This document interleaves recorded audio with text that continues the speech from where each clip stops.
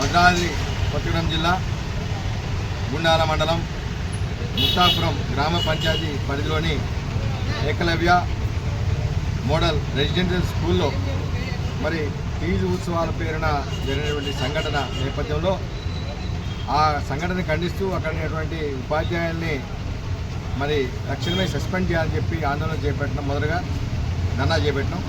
కానీ తెల్లవారేసరికి ఆ లోపల జరిగేటువంటి అనేకమైనటువంటి చట్ట వ్యతిరేక కార్యకలాపాలు, అదేవిధంగా అతి ముఖ్యంగా ఆదివాసీ పిల్లలపైన వివక్ష, ఒక రకమైనటువంటి వివక్ష ఆ లోపల నడుస్తున్నట్టు ఆ బాధని ఆ నాలుగు గోడల మధ్య నడిచేటువంటి పసి చిన్నారులు రోధిస్తూ ఆ యొక్క సమాచారాన్ని అక్కడ పనిచేసినటువంటి మరి ఉపాధ్యాయుల ద్వారా మాకు చేరవేయడం జరిగింది. దానితో అక్కడికక్కడే మరి చాలామంది మిత్రులతోటి సంప్రదించకపోయిన మాట వాస్తవం. ఎందుకంటే అక్కడ సిగ్నల్స్ లేవు, అక్కడ పరిస్థితులు పూర్తిగా మారిపోయినాయి.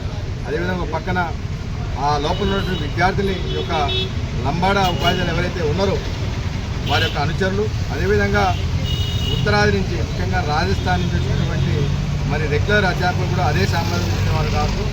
వారందరూ కూడా పిల్లల్ని భయభ్రాంతి గురి చేస్తూ అక్కడ ఉన్నటువంటి మేడం గారి గదికి కూడా తాళం వేసినటువంటి సంఘటన అక్కడున్న మాకే అది ప్రత్యక్షంగా చేయడం జరిగింది. దాంతో 2 రోజుల నిరాహార దీక్ష పిలిపించినాము. మరి అప్పుడు కూడా అధికారులు స్పందించలేదు.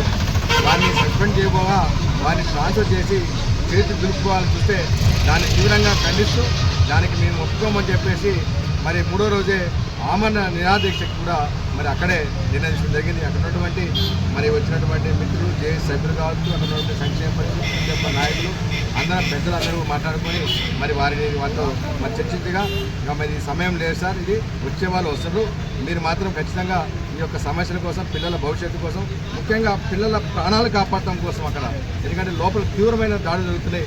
ఒక్కొక్క సందర్భంలో రాడ్లతోటి యొక్క వలస వచ్చినటువంటి మరి పిల్లలు కూడా యొక్క టీచర్స్ ప్రోత్సాహంతో వాళ్ళు రెచ్చగొట్టడంతో రాడ్లతోటి మన యొక్క ఆదివాసీ పిల్లలపై దాడులు చేయడానికి కూడా తెగించడంతో మరి గట్టెండు లేని పరిస్థితిలోనే ఆ నిర్ణయం తీసుకున్నాం. మరి ఏది ఏమైనప్పటికీ నిన్నటి వరకు కూడా తీసుకున్న కార్యక్రమాలు అన్నీ విజయవంతమైనవి. నిన్న ఆమరణ నిరాహార కూడా వందలాది మంది మరి విద్యార్థులు కావచ్చు, పెద్దలు కావచ్చు, సర్పంచులు కావచ్చు, ముఖ్యంగా మహిళా సర్పంచ్, అక్కడ ఉన్నటువంటి మహిళా సర్పంచ్ మరి కల్తీ రాధమ్మ గారు మాత్రం మరి మొదటి రోజు నుంచి కూడా ఆ రోజు రాత్రి కూడా మేము మరి అనుకోని కార్యక్రమం వెళ్ళిపోయి అక్కడ అనుకోకుండా ధర్నాగా దిగటం, మరి అధికారులు రాత్రి 12 గంటల తర్వాత ఇప్పుడు మా చేతులు లేదు, తెల్లవారి మా యొక్క ఉన్నతాధికారులు వస్తుంది చెప్తుంది, మీరు వచ్చేంత వరకు ఇక్కడే పడుకుని చెప్పి కడిగ నేలపైన ఆ గేటు ముందే పడుకున్నాం 30 మంది. దాంట్లో ఆ యొక్క సర్పంచ్ గారు ఎవరైతే ఉన్నారో మన ఆది మహిళా అపరాశక్తి సమ్మక్క సారలమ్మ, సమ్మక్క వారసురాలు మరి కల్తీ రాధమ్మ గారు కూర్చోవటం, తెల్లవారి సరికల్లా సారలమ్మ మరి కల్తీ రజిత మన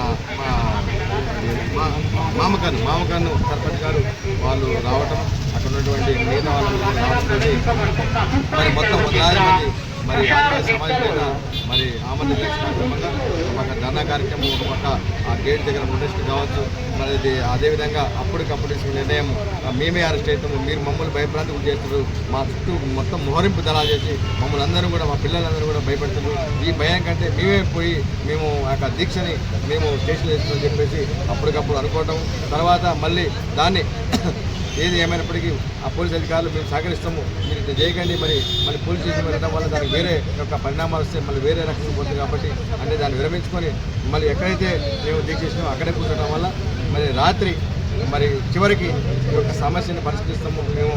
మరి ఉన్నతాధికారులు ఎట్లాగూ మరి అక్కడి నుంచి పీఓ గారు, అదేవిధంగా కలెక్టర్ గారు ప్రత్యేకంగా ఒక కమిటీని ఏపీఓ గారి ఆధ్వర్యంలో మరి ఆర్సీఓ మేడం గారు, అదేవిధంగా అక్కడ ఉన్నటువంటి స్థానిక ప్రిన్సిపాల్ గారు, ఎంఆర్ఓ గారు, ఎండిఓ గారు ఆధ్వర్యంలో ఒక కమిటీని పంపించి రాత్రి వరకు కూడా విచారణ చేసి ఆ యొక్క రిపోర్ట్ని కూడా రెడీ చేసుకొని మేము మరి పీఓ గారికి అందజేస్తాం. పీఓ గారు కూడా మరి ఈరోజు చెప్పిన దాని ప్రకారం ఎస్పీ గారు, కలెక్టర్ గారు వీళ్ళందరూ కూడా మాట్లాడుకొని పీఓ గారితో కూడా మాట్లాడారు. పీఓ గారు ఈ 2-3 రోజుల్లోనే మరి పూర్తి స్థాయి విచారణకి స్వయంగా నేనే వెళ్తున్నాను ఏకలవ్య పాఠశాలకి. కాబట్టి మీరు ఎటువంటి ఆందోళన చెందవద్దు. మీరు ఈ వారం రోజుల పాటు యొక్క జేఏసీ కార్యక్రమాలు మీరు నిలుపుదల చేసుకోండి. మీకు స్పష్టమైన హామీ ఇస్తున్నాం. మేము ఖచ్చితంగా నిబంధనలు ఉల్లంఘించిన వారు ఎంతటి వారైనా సరే, ఏ సామాజిక వర్గం చెందిన వారైనా సరే, మేము ఎటువంటి ఒత్తిడి తలగకుండా మేము ఖచ్చితంగా న్యాయం చేస్తామని చెప్పి హామీ ఇవ్వడంతో, అదేవిధంగా ఈరోజు మరి నిన్న అరెస్ట్ చేసినటువంటి మమ్మల్ని తీసుకొచ్చి తెల్లవారుజామున ఇల్లందు పోలీసులు తరలించారు. మరి ఇక్కడ ఉన్నటువంటి సిబ్బంది కూడా మాకు ఎటువంటి ఇబ్బంది లేకుండా మమ్మల్ని ఆ తెల్లవారుజామున కూడా మమ్మల్ని సొంత బిడ్డల్లాగా మరి వాళ్ళు చూసుకోవడం జరిగింది. ఉదయం కూడా మరి డిఎస్పీ గారు వచ్చేంత వరకు కూడా మాకు మరి ఎటువంటి కావాలని ఏర్పడిస్తున్నారని చెప్పటికీ జాతి ప్రజల దృష్ట్యా మేము ఆమరణ నిరాదీక్ష విరమించని చెప్పేసి నేను కానీ మా యొక్క గుండాల జేఏసీ చైర్మన్ మరి నాగరాజు పెండగట్టు నాగరాజు కానీ అదేవిధంగా కల్తి లక్ష్మణ్ కానీ అదేవిధంగా సింజు అరుణ్ కుమార్ మేము నలుగురం కూడా రైట్ అరెస్ట్ అయినాము.